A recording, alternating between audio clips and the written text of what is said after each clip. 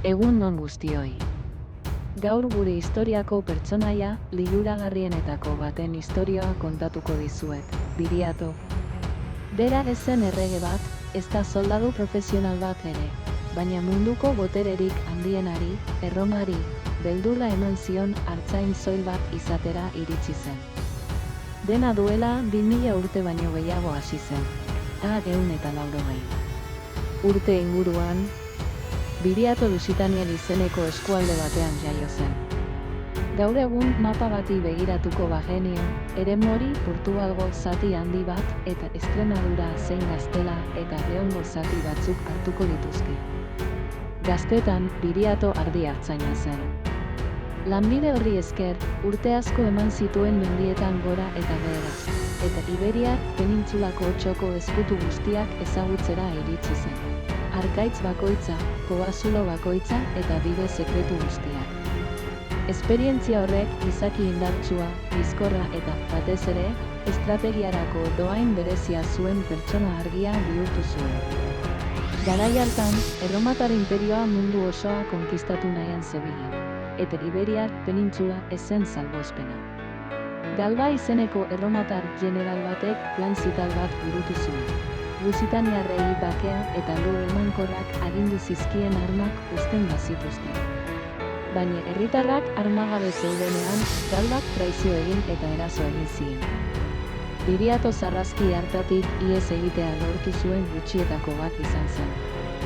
Bere herriaren aurka egindako injustizia ikusita, bere jendea defendatuko zuela zin egin zuen. Lusitaniarrek bere ausardia eta jakinduria ikusirik, beren buruzagi eta salbatzaile izendatu zuten Erromaren aurkako erresistentzian. Biriatok bazekien ezinezkoa zela erromatar armaga erraldoiari aurrez aurre irabaztea.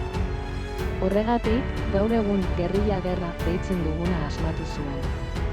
Bere estrategiak erromatar soldaduak, beren armadura astunekin, eremu menditsu eta zailetara erakartzean zetzan, non haien indarra ez zen hain eraginkorra. Behin erromatarrak mendi artean nekatuta eta nora ezean zeudenean, Biriatoren gerlariak ezerezetik agertzen ziren. Eraso azkarra egiten zuten eta, erromatarrak erantzuteko prest egon baino lehen, baso eta kobazuloen artean ezkutatzen ziren berriro, etsaia etsipenera eramanez. Erromak, gudu zelaian Biriato garaitzeko gai ez zela ikusita, biderik itsusiena hautatu zuen, eroskeria. Biriatoren 3 lagun konfiantzazko erosi zituzten, Audax, Ditalkon eta Minuros urre kopuru handi baten truke. Horrela, 129. Urteko gau batean, Biriato bere dendan lo zegoen bitartean, 3 traidore horiek hil egin zuten. Behin lana eginda, traidoreak Erromara joan ziren hitzartutako urrezko saria eskatzera. Hala ere, ez zuten espero zutena jaso. Kontsul erromatarrak historiara pasatu den esaldi ospetsu batekin erantzun zien. Erromak ez die traidorei ordaintzen, haien ekintza mespretxatuz. Azkenean, traidoreek ez zuten ez urrerik ez ohorerik lortu, eta koldar gisa gogoratzen ditu.